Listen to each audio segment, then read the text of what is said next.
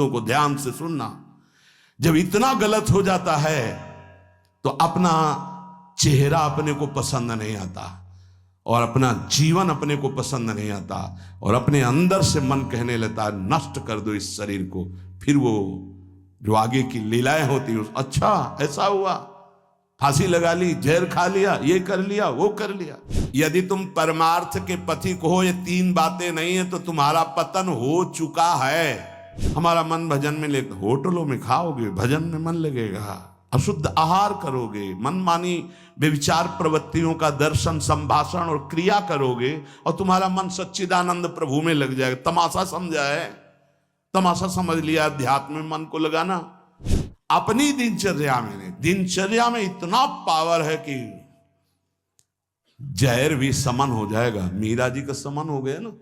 अगर नियम है 1:45 बजे उठने का, स्नान का, तो 1:45 बजे ही उठना चाहिए, 2 नहीं बजना चाहिए।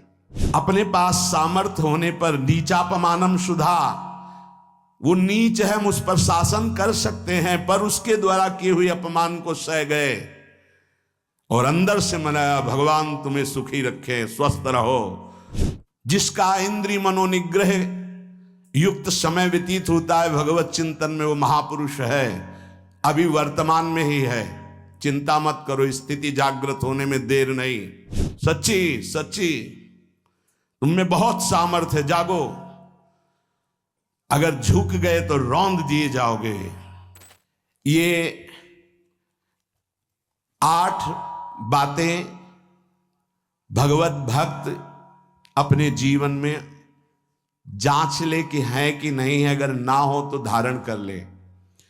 पहला है, संत महापुरुष आपके जीवन में है कि नहीं, ये जांच करनी है। देखा है हमने, अगर किसी संत को आदर्श मानकर आप नहीं चल रहे हो तो दिमाग को खसकते हुए देखा, खसक गया है दिमाग। वो मनमानी आचरण केवल सिद्ध बनने के लिए कर रहे हैं।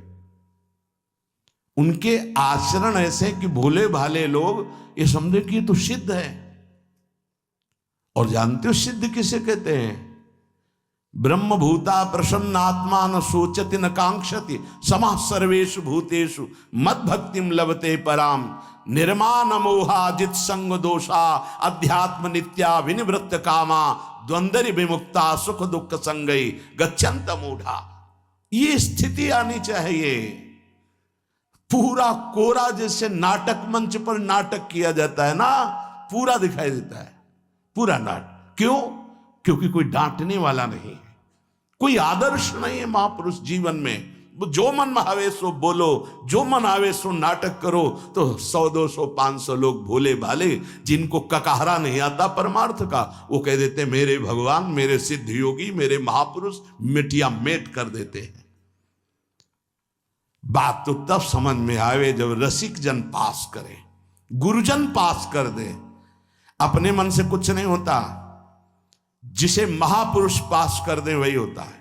संत महापुरुष कहे ठीक चल रहे हो, ठीक है, या वो मौन स्वीकृति दे दे, ठीक है।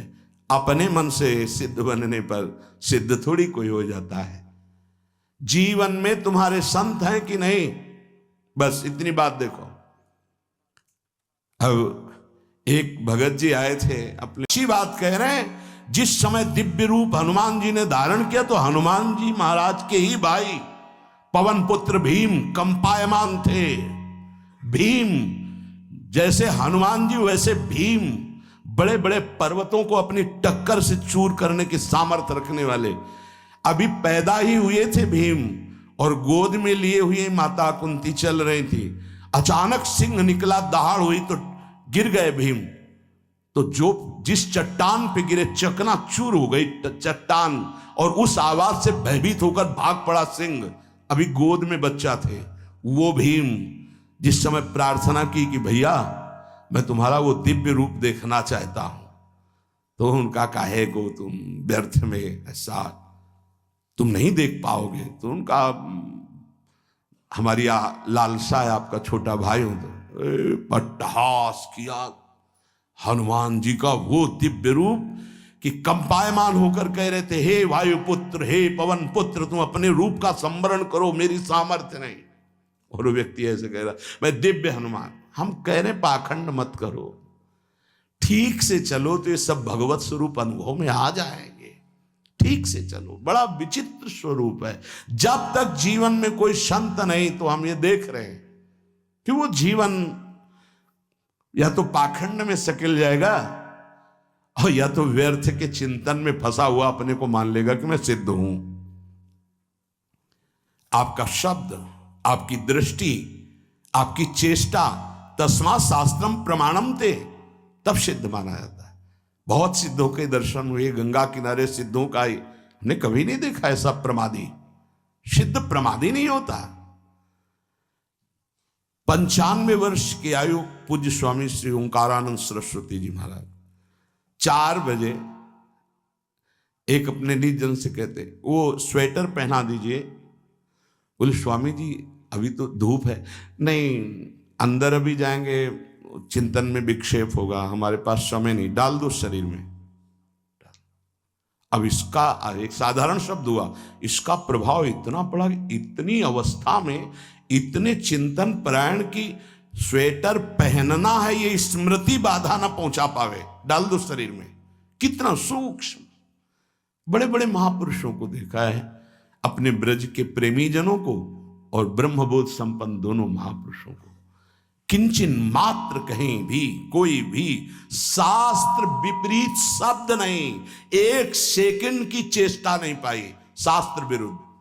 और यहां शास्त्र में है ही नहीं, हो वैसे सिद्ध हो रहे हैं। क्यों? क्योंकि जीवन में किसी आदर्श महापुरुष का अंकुश नहीं।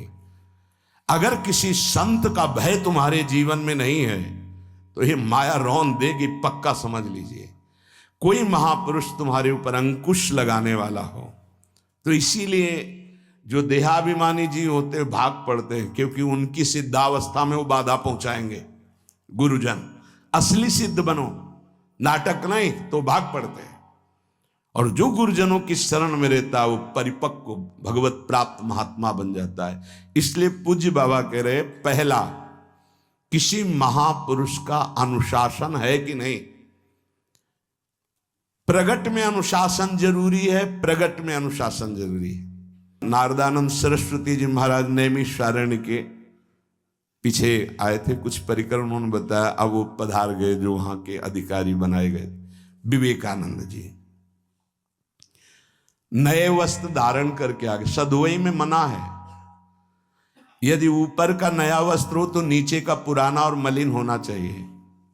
अगर नीचे का तो फिर ऊपर का पुराना मलिन, मैच नया, क्रीच एकदम, ये सब साधुता के कुछ नियम होते हैं, साधुता की एक मर्यादा होती है। तो वो दोनों नए पहन करके आ गए, भूल हो गई उनसे, देखा शिष्य।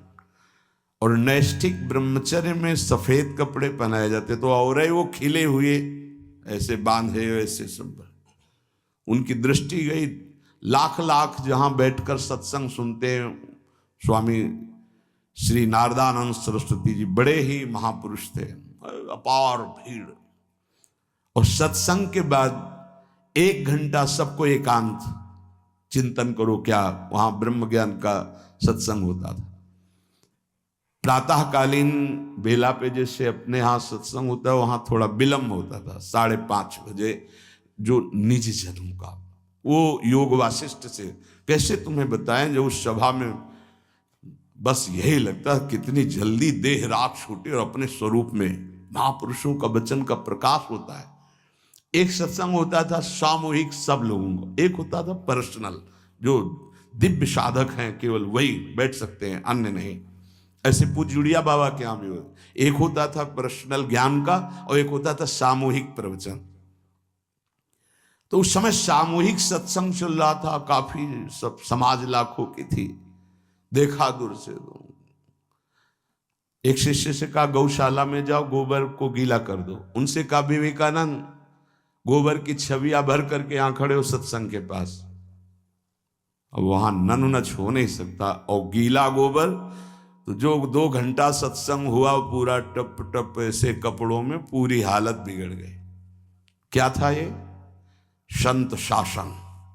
अब दोबारा वो गलती नहीं होगी, समझाने की जरूरत नहीं, अब समझ गए कि हमसे गलती क्या हुई। संत शासन नहीं है तो ये मन बहुत विचित्र है, बहुत विचित्र है।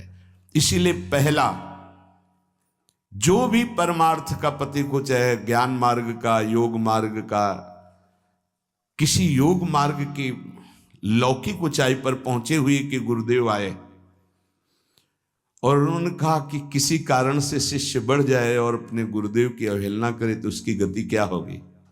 उनका दुर्गति। दुर्गति, दुर्गति के सिवा उसके आगे कोई शब्द नहीं है। गुरु को पीड़ा है और शिष्य परम पद में पहुंच जाएगा? नहीं नहीं, ऐसा नहीं हो सकता। अनुशासन अत्यंत आवश्यक है। किसी भी वैभव या लोक व्यवहार या लोक मान्यता बढ़ जाने पर अपने गुरु का अपमान, गुरु की